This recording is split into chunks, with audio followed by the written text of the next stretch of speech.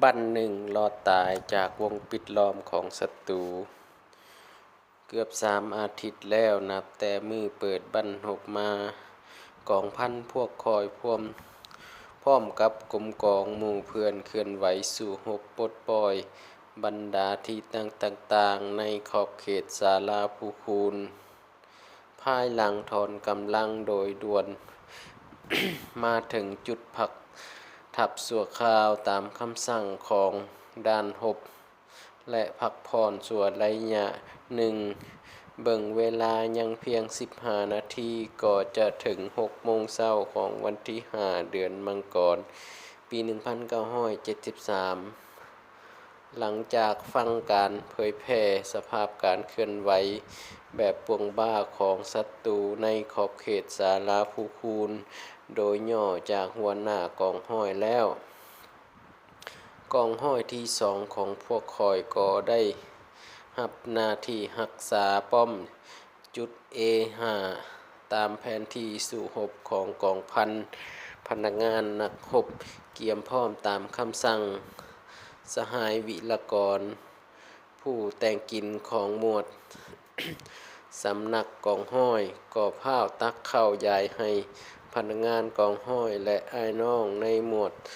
สำนักอย่างทั่วถึงกันแล้วหัวหน้ากองห้อยออกคำสั่งเคลื่อนย้ายเข้าเฮ็ดหน้าที่ตามเส้นทางน้อยๆบุลอดป่าแขมหญ้าคาที่ตึบหนาน้ำหมอกท่วมกุ้มกั้วปกคลุมไปทั่วบริเวณบังกะโลพวมนอนเงียบสงัดบางครั้งสะบั้นหนาวและเย็นกัดฮอดกระดูกรูปแถวเคลื่อนทับมุ่งหน้าขึ้นจุดทันใดก็มีคำรายงานของแมวมองส่งมาถึงผู้บังคับบัญชากองห้อยว่ามีลูกจ้องสีขาวพุ่งขึ้นทางทิศซ้ายใกล้พวกเฮาเอาใจใส่ติดตามทุกคนมีสติเกียมพร้อมสู่รบหัวหน้ากองห้อยตอบสหายคำเพชรหัวหน้ากองห้อยยกแขนขึ้นเบิ่งโมงขณะนี้เวลา7 โมงยัง5 นาทีเบิ่งสภาพทั่วไปในบริเวณยังปกติอยู่แล้วออกคำสั่งเคลื่อนต่อส่วนหมวดที่3แม่นไปปีกหนึ่งตามคำสั่งของกองพันก่อนนี้เกือบชั่วโมงแล้วรูปแถวเคลื่อนขึ้นวิดป้อมหนึ่งหัวหน้ากองห้อยสั่งพักชั่วคราวติดตามสภาพแล้วสืบต่อเคลื่อนขึ้นจนถึงจุดหมายทำอิฐในขณะที่ดวงตะเวนแม่นโผล่หัวออกเป็นบางครั้งบางคราวจากโงนเฟือที่พ่วมเคลื่อนตัวเป็นคลื่นหลุดไล่ๆไปทางทิศตะเวนตกจุดสูง A6 มดกองห้อยพักทับอยู่จ้ายป้อมเบื้องห้วยน้อยห่างจากป้อม A6 ลงประมาณ100 เมตรจั่งท่าอยู่ที่นั่นเพื่อรอคำสั่งใหม่จากกองพันหัวหน้ากองห้อยอย่าง อย่างกวดแถวเกียมพร้อมสู่รบของไอ้น้องแล้วกลับมานั่งเทิงอยู่ปากขุมท้าวคำตาติดต่อของหัวหน้ากองห้อยซิมถามค่อยๆกินข้าวหน่อยหนึ่งบอกผู้กองอ้ายบ่ทันกินน้องอยากแห้งอุ่นท้องจักหน่อยแม่แล้วไปเชิญพนักงานหมวดมาเฮ็ดเวียกเด้อเจ้าท้าวคำตาเห็นผู้กองบ่ทันกินแล้วก็บ่ยอมกินคือกันเวลาต่อมาหัวหน้ากองห้อยโฮมพนักงานเพื่อปรึกษาตีราคาสภาพการเคลื่อนไหวของศัตรูบังเอิญก็มีเสียงปืนแตกฝดสนั่นขึ้นอยู่ป้อมเบื้องหลังของพวกคอยทุกคนมิดเงียบพร้อมสู่รบ หัวหน้ากองร้อยว่ามันต้องแม่นการสู้รบต้านการบุกโจมตีศัตรูของไอ้น้องกองพัน17ต่อสภาพการดังกล่าวหัวหน้ากองร้อยสั่งเอา1 จุดขึ้นไปสกัดกั้นเส้นทางเพื่อต้านช่วยกองพัน17เวลานี้การสู้รบได้ดำเนินไปอย่างดุเดือดอยู่เทิงอากาศมียนต์สู้รบ F-105 และยนต์สืบข่าวแอลเลอร์19เจิดเวิร์นบัญชา4 จุดยิงถล่มอย่างหายแฮงผ่านไปกว่าครึ่งชั่วโมงเสียงปืนจึงค่อยหยุดลงหัวหน้าจุพร้อมอ้ายน้องกลับมารายงานสภาพปัจจุบันนี้ศัตรูได้ยึดเอาป้อมของอ้ายน้องกองพัน17ที่17จังท่าอยู่นั่นได้แล้วแต่บ่ทราบว่าอ้ายน้องกองพัน17หนึ่งหมวดนั่นถอนลงปลอดภัยบ่เพราะว่าอยู่เทิงป้อมยินแต่เสียงคุยโม่ของทหารศัตรูจำนวนหลายสมควรตามเส้นทางพวกเขาเคลื่อนขึ้นตอนเช้านี้ล้วนแต่เป็นคุมระเบิดทำลายมุนไฟไหม้ป่าหญ้าคาอึกกระทึกหัวหน้ากองร้อยยุทธซึ่งอยู่บึดหนึ่งแล้วขึ้นไปยืนสังเกตอยู่เทิงรูปแถวขณะนี้จังแม่นพวกยนต์เฮ็ด35บินเป็นหมู่ไล่ตามกันมาทางทิศตะวันตกเส้นทางเลขที่13คนกำลังโยนลงป้อมเบื้องหลัง A3 และ A4 และยับเข้ามาโยนลงป้อมสูง A6 อ้อมข้างพวกคอยยนต์แอลเลอร์19เจิดเวิร์นลงต่ำปรากฏว่าลอยตามใบแขมหญ้าคาทุกทิศในขณะนี้มีแต่เสียงยนต์ก้องไปทั่วบริเวณศาลาภูคูนคนเอากำลังยนต์ลงแต่ละจุดอย่างส่วนละวนส่วนกำลังภายเฮาในเวลานี้แม้นปฏิบัติคำสั่งของด้านหบตีถอยรักษากำลังและจังท่ารักษาบางจุดสำคัญสภาพเข่งตึงตั้งแต่เช้าจนถึงบ่าย3 โมงแรงบรรดาป้อมอ้อมข้างและเซิงหน้าจุดตั้งท่ากองห้อยพวกคอยแม่นศัตรูยึดได้หมดแล้วทุกทิศมีแต่เสียงปืนของศัตรูดังอ้อมข้างหมายความว่าหมดกองห้อยพวกคอยตกอยู่ในวงปิดล้อมของศัตรูด้วยเหตุใดบ่แม่นย้อนพวกคอยเฮ็ดบ่สำเร็จหน้าที่หรือปฏิบัติคำสั่งกองพันบ่เข้มงวดป้าปล่อยโอกาสให้ศัตรูบ่ความจริงแล้วหน้าที่กองห้อยพวกคอยก็ปฏิบัติคำสั่งของกองพันที่ว่าตีถอยรักษากำลังเพื่อกลับคืนเขตปลอดภัยคือกับกองอื่นนั่นแหละแต่ย้อนศัตรูปวงบาโซตายบุกลูกตัดหลังพวกเฮาด้วยกำลังหลายกว่าไอ้น้องไผ่ก็อิดเมื่อยย้อนว่าก่อนนี้2 อาทิตย์ว่าบ่ได้รับตานอนลงจากบาทขนาดว่าห่อข้าวมัดอยู่แอวก็บ่มีเวลากินตนโตเปื้อนเป้อเครื่องนุ่งขาดซอยบ่ได้อาบน้ำแต่มือเปิดบั้นหบมาบางคนเจ็บไข้เล็กน้อยก็บุกบืนไปสหายบุญเลิศการเมืองกองห้อยยางเลาะหุบแถวระดมอ้ายน้อง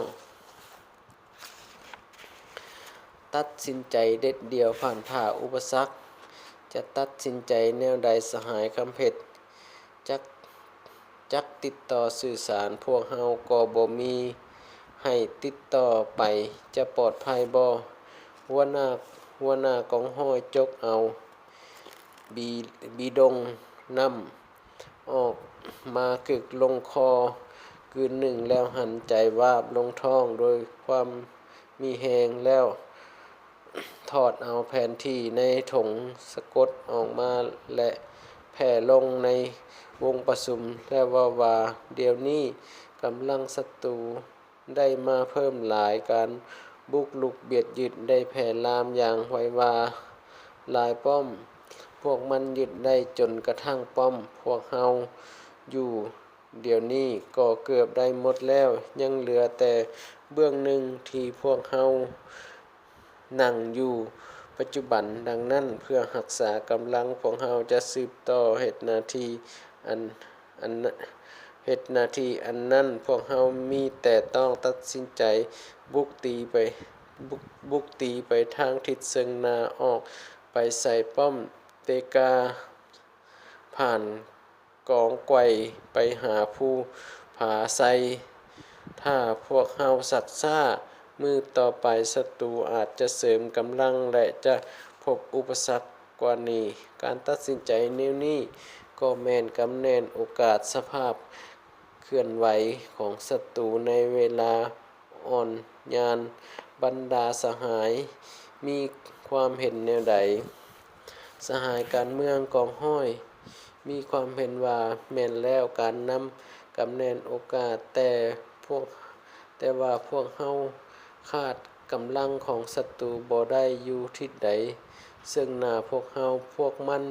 ยึดได้จุดใดแด่แล้วพวกเฮาขาดการติดต่อจากกองพันหลายชั่วโมงแล้วกองพันมีคำสั่งเปลี่ยนแปลงให้พวกเฮาแนวใดก็บ่ทราบแนวใดก็ดีพวกเฮาตีราคาว่าสำนักงานกองพันพวกเฮาบ่ทันเคลื่อนย้ายจากขอบเขตบังกะโลนี่ไปไกลดอกแน่นอนเพิ่นต้องติดต่อตามรอท่าพวกเฮาหัวหน้ากองห้อยเว้าตัดความว่าคันสั้นบรรดาสหายมีความเห็นต่อสภาพการเมืองจุดอยู่บึดหนึ่งแล้วเว้าต่อว่าเดี๋ยวนี้พวกเฮารอท่าแต่8 โมงแต่นี่ไปถึง8 โมงเบิ่งสภาพศัตรูหากบ่มีการเคลื่อนไหวแม่นพวกเฮาตัดสินใจพากำลังเล็ดลอดเคลื่อนกลับคืนทางหลังอาจจะดีกว่าบ่บรรดาสหายบรรดาพนักงานมิตรพังแล้วค้นคว้าความเห็นของสหายการเมืองกองห้อยมีคำถามหนึ่งตั้งขึ้นกองที่1และกองที่3ได้เขาเจ้าเฮ็ดหน้าที่ปีกใดกองที่1แม่นเฮ็ดหน้าที่ป้องกันสำนักงานกองพันกองที่3แม่นไขทางให้สำนักงานกองพันถอนออกนี่แม่นการมอบหมายของกองพันคันสั้นพวกเฮาตัดสินใจตีออกไปสมทบกับกองห้อย3จะดีบ่ได้กองห้อย3ยิ่งยุ่งยากกว่าพวกเฮาอีกด้านหนึ่งการเคลื่อนไหวของศัตรูอยู่ป้อมนั่นมีชลวนที่สุดเพราะป้อมนั่นก็แม่นหนึ่งในบรรดาจุดสำคัญและศัตรูเอาใจใส่เพิ่มกำลังหลายและเคลื่อนไหวไปทุกทิศอ้อมข้างสหายการเมืองตอบความเห็นในที่สุดการปรึกษาหารือแก้ไขกรณีสภาพการได้เป็นเอกภาพกับคำเห็นของสหายการเมืองแล้วก็สั่งให้ไอ้น้องเกียมจิตใจรอท่าคำสั่งโดยเฉพาะแม่นไอ้น้องแม่นไอ้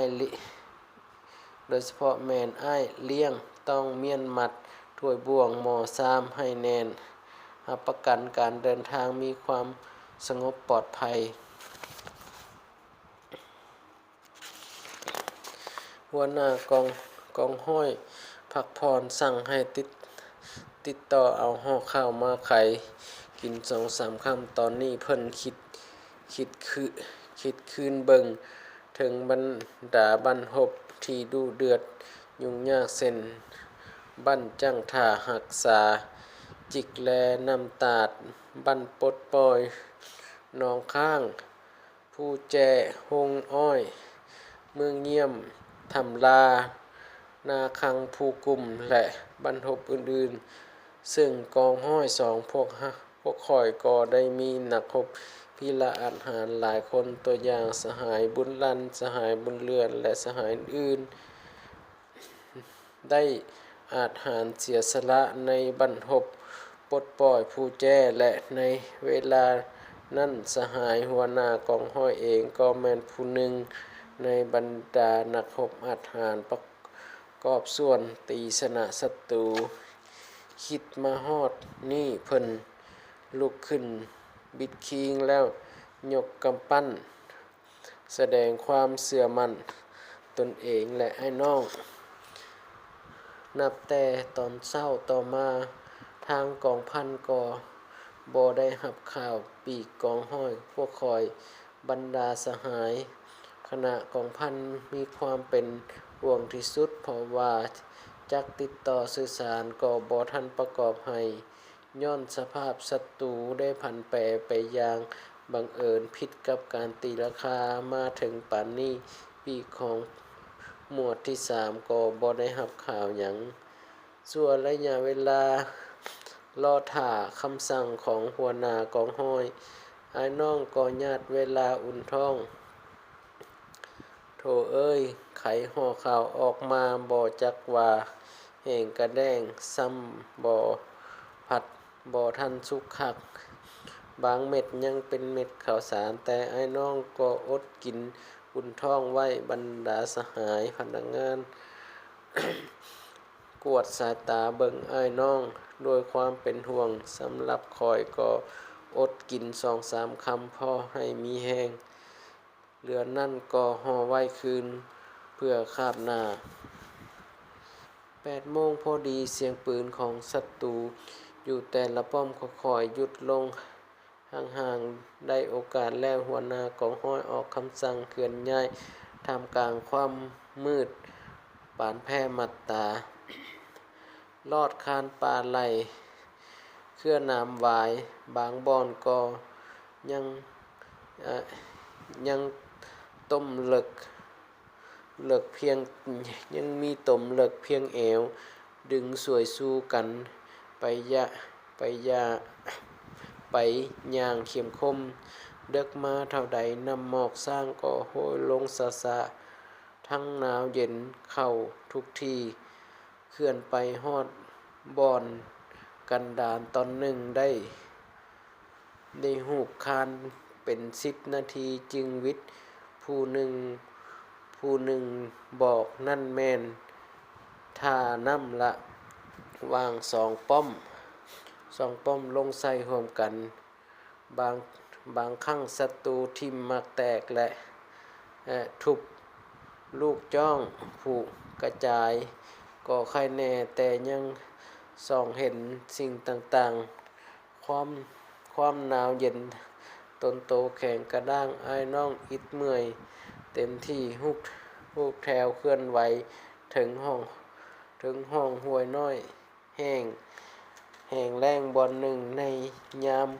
ค่อนคืนหัวหน้ากองห้อยสั่งพักพรอยู่ที่นั่นอย่างเงียบๆพอแต่เสือบลับไปหน่อยหนึ่งพวกศัตรูอยู่ป้อมเทิงพวกคอยบ่จักถิ่มหมากแตกยิงปืนคก 81ตบจ้องอย่างอึกกระทึก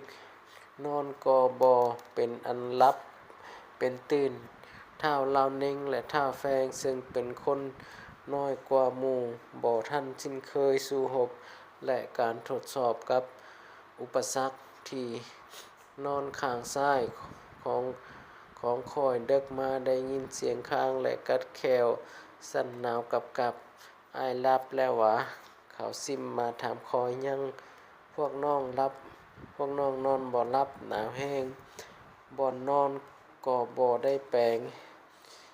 มีแต่เครือหวายน้ำตนโตเจ็บปวดหมดอดทนพวกน้องเอ้ยพวกเฮานอนสาบแจ้ง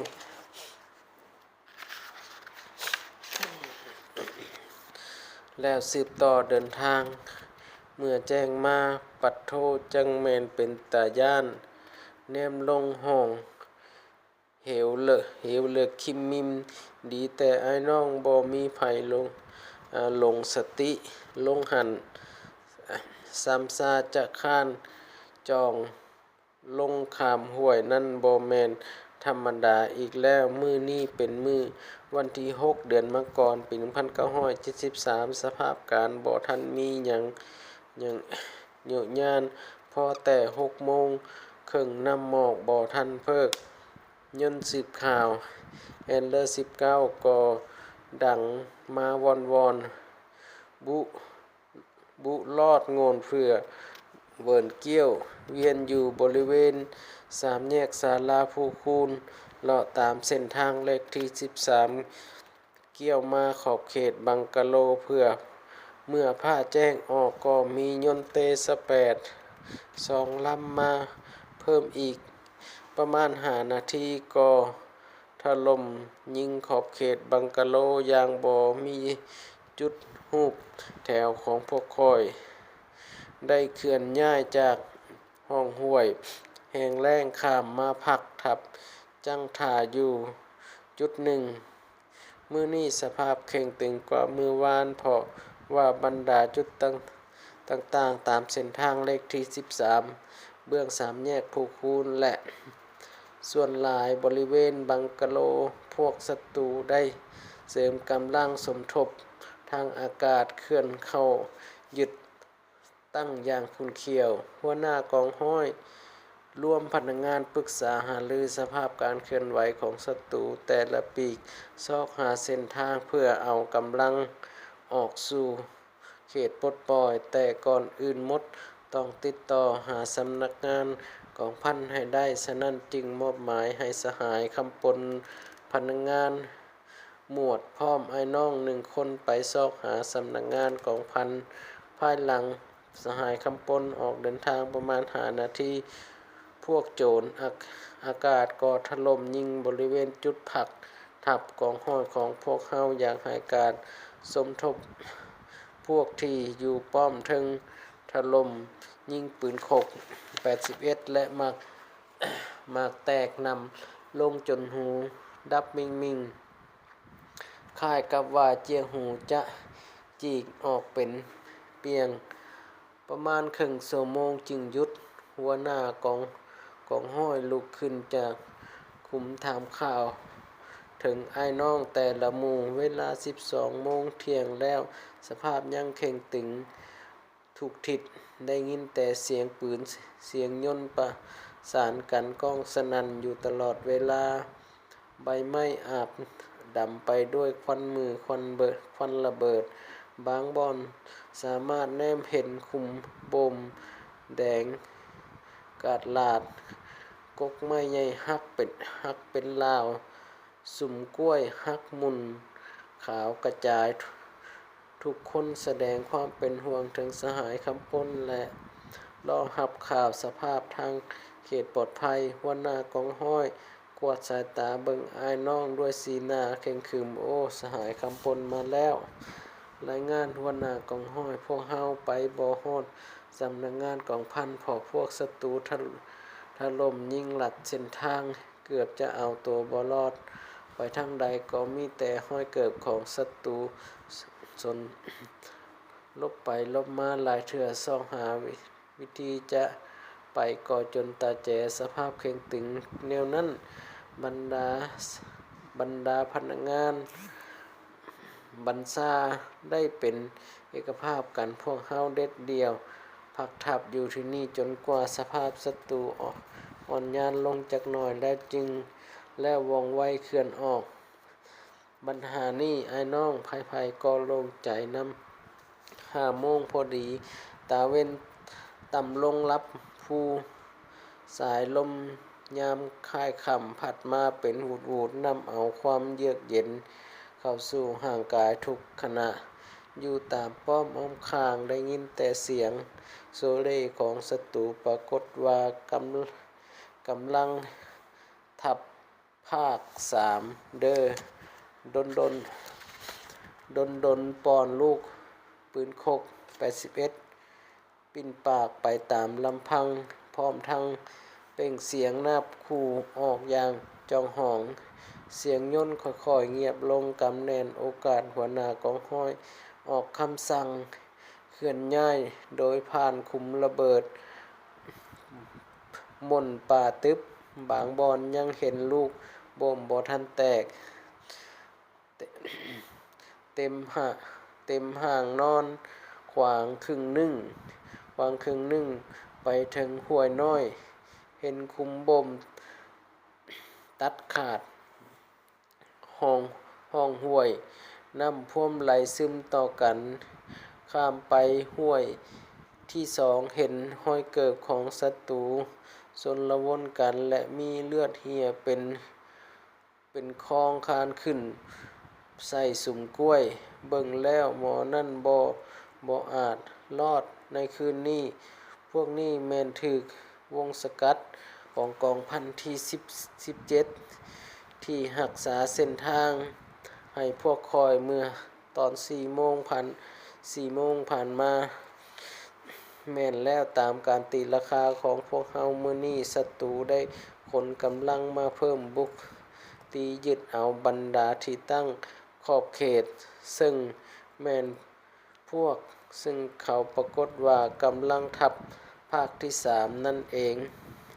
เพราะว่ากำลังทหารของภาคที่4ถูกพวกเฮาดับศูนย์อ่อนเพลียไปแล้วแต่มือเปิดบั้นหบพุ่นมานี่แม่นพวกเขาปฏิบัติกลอุบายของจักรพรรดิอเมริกาเพื่อบุกตีอย่างขนาดใหญ่ยึดเอาที่มั่นของภายบรรดากำลังรักษาพวกเฮาหมดมืดแล้วตามป่าดงห้วยห้องยังขิวควันมือควันระเบิดอากาศยามเดือนยีเริ่มเย็นเข้ารูปแถวของพวกคอยเคลื่อนไปอย่างบ่ถอยก้าวไปถึงเขตภาคทัพมื้อนี้บังเอิญมีเสียงหยุดอย่างแหงสหายแมวมองนักรบผู้มีไหวพริบว่องไวยกแขนขึ้นแล้วตอบสัญญาณสภาพโอ้พวกสหายวะรีบเข้ามาไวๆพวกคอยได้กลับมาพบหมู่เพื่อนของพันที่17หนึ่งหมวดรักษาที่ตั้งผักทับมือวานนี้สำนักงานกองพันพวกเฮาถอนหมดแล้ววะยังเพิ่นถอนออกส่วนหลายและยังส่วนหนึ่งพร้อมกับพนักงานกองพันผู้หนึ่งอยู่ในคุมหันละขอบใจน้ำพวกสหายไอ้น้องทุกคนภายกอหัวยิ้มเมื่อได้กลับมาถึงหมู่เพื่อนมาถึงเขตปลดปล่อยมาถึงเขตปลอดภัยอย่างมีไซคืนมื้อนี้พวกคอยกับหมู่เพื่อนของพันที่17ได้มีเวลานอนหลับกินข้าวอิ่ม